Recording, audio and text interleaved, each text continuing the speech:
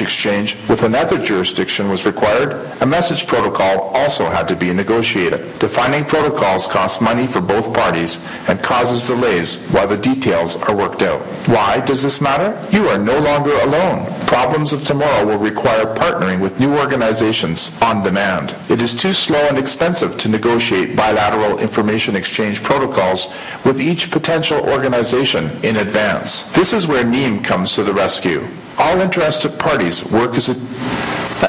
That's really the extent I wanted to show. Now, NEAM is, like I said, a lecture unto itself, and it talks about information exchange package documents, which are standardized interface documents between agencies. Definitely a solution, and something surely in Canada we are looking at very seriously.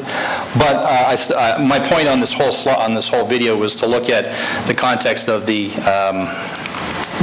peer-to-peer challenge of trying to manage the large number of interfaces that would have to be negotiated and updated as software patches continue to evolve. It really is a difficult challenge. There is a program in the United States called the Unified Incident Command Decision and Support System, which I think is a very effective solution. Very expensive solution, certainly. I look at that program, which I think is certainly up in the hundreds of millions of dollars of initiative. Not something certainly we can afford in Canada at this time. The entire MESIS development project to date has been in the order of about $2 million, and it is now operational across 200 agencies. So the cheaper Canadian solution for sure really is our only option given the budgets that we have. All right. So as I mentioned in the video is aimed at encouraging the viewer to learn about NEAM, and I too recommend investigating it. Rather than the engineering that would be needed for every agency to receive this information separately, what we do with the hub concept on the right is that we do the engineering to provide the feeds into a data aggregation hub. Everyone benefits from the convergence. You engineer your API interface to meet with ours. We do the engineering to bring all of the feeds together. Sure, the feeds are out there in unlimited number of websites, but if you're an ambulance dispatcher, you're going down a highway, you don't want to be surfing internet websites. You want to have it on that screen that you already have in your GPS system on your vehicle. The nice thing about this concept is that the tool vendors absolutely love it. They now have, if they get access to our hub, and there is a requirement for an emergency management agency to sponsor that access, the ability to tap into a very rich source of information that makes their tools more valuable. You would not believe the number of op centers that I visited where very expensive tools sit on the shelf and are dusted off whenever there's a tour through the op center. In reality, they tend to look at their CNN and CBC feeds for most of their situational awareness.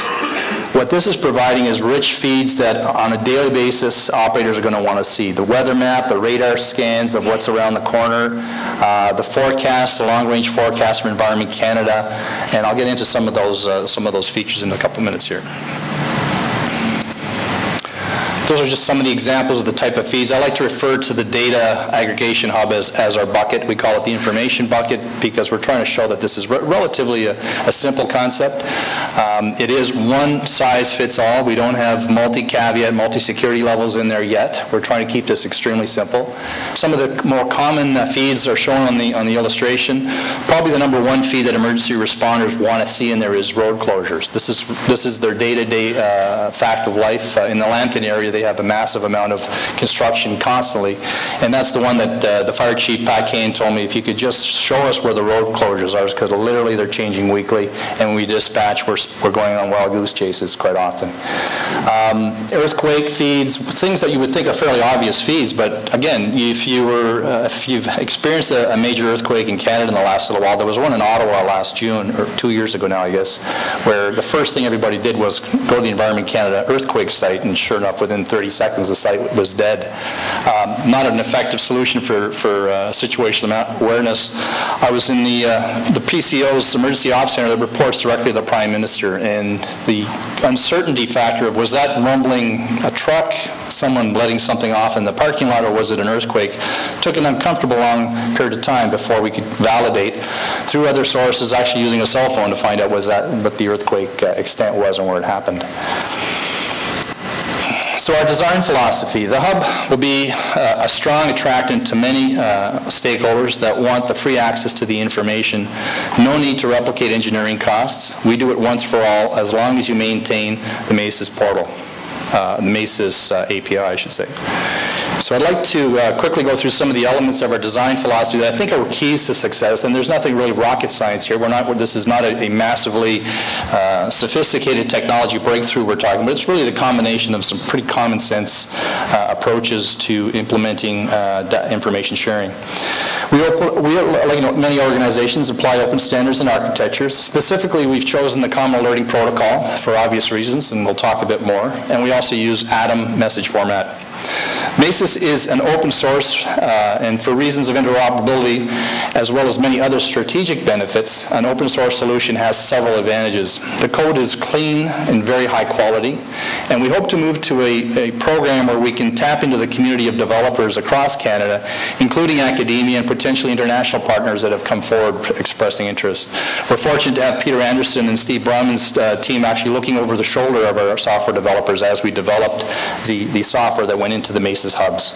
And we continue to want to reach out to academia and find what is the mechanism where we can tap into the innovation spirit in academia to help us advance this national tool. We provide developers with a sandbox environment. This has been absolutely critical. Giving those tool vendors that were ready to go to their minister and complain that the federal government is taking them out of business, and show them that they can now, in a developmental environment, in a very short order, develop their own APIs so that their tool can talk to MESIS was a game changer. And we found enormous support from the development community. You just have to talk to, I don't know if Pierre Bilodeau is here from Esri, but the number of tool vendors in Canada that have warmed up to us because all of a sudden their flow of information is making their tools more and more valuable.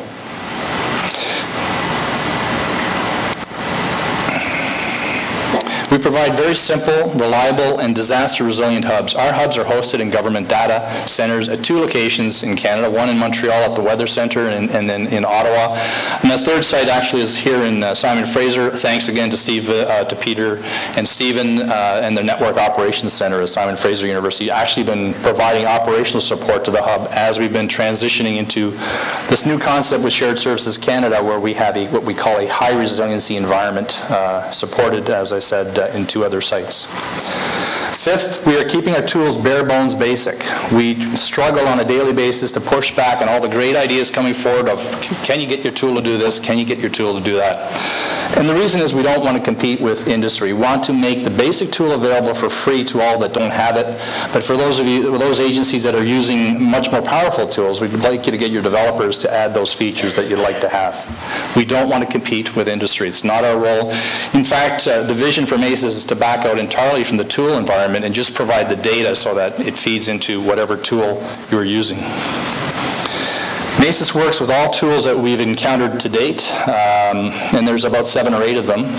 We also provide, as I mentioned, a free basic set for the stakeholders that have nothing, so they can download the rudimentary tool, and our message to industry is once they've gotten their hands on the basic tool, you can expect that they'll start to rely and benefit from that capability and want to reach out to get those augmented features that you can provide.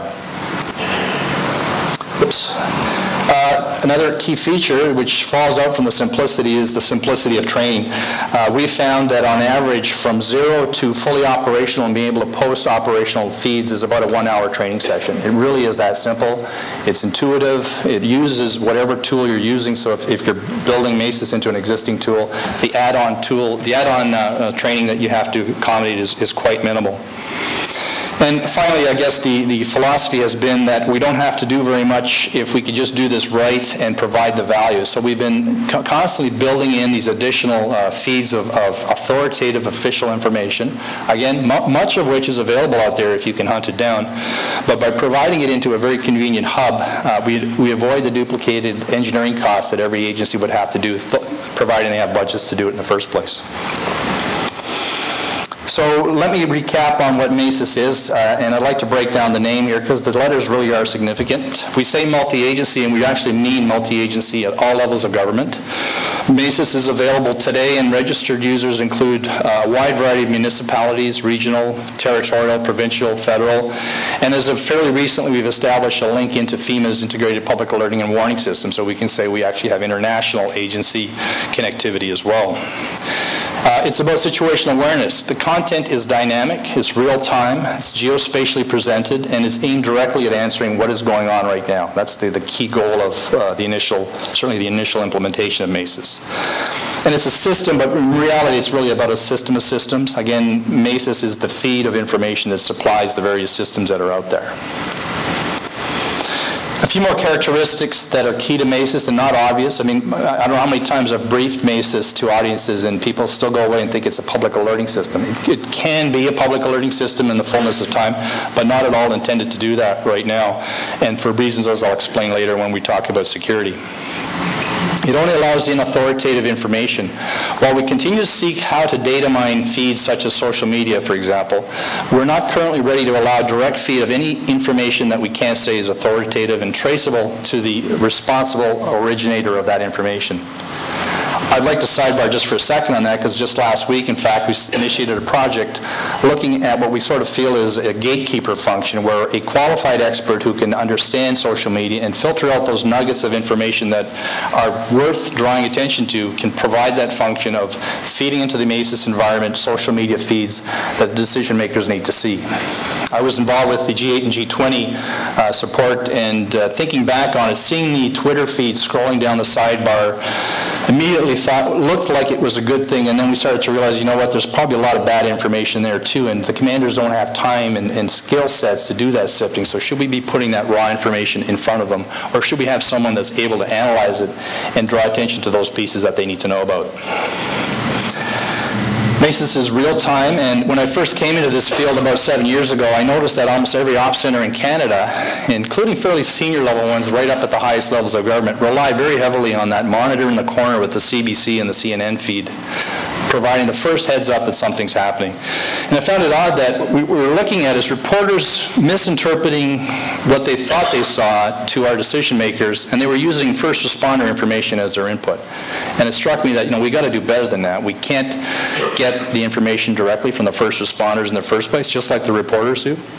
So that's really been a goal and sort of a mantra of mine, is that I'd like to see MESIS replace the CBC monitor in the corner of most op centers, so that when something happens, the first place you look is on the map of Canada, and you're looking to see if any alert has suddenly popped up from an incident, because this can happen and should happen right from the first responder on the scene. Thirdly, we require all information be location-based. In fact, I think this is, and there's CAP experts in the room that can blow me away on this, I'm sure, but I believe the Canadian profile of CAP requires that location is attached to a CAP message as part of the Canadian profile. And one of the reasons for this is a good analogy, a good anecdote. Ernie McGilvery from New Brunswick keeps telling us that whenever they have their annual flood, the first thing that happens when things start to peak is his email inbox suddenly floods with 300 or 400 urgent messages, and it's impossible to read 300 or 400 urgent messages. So it becomes a full-time job for someone to go message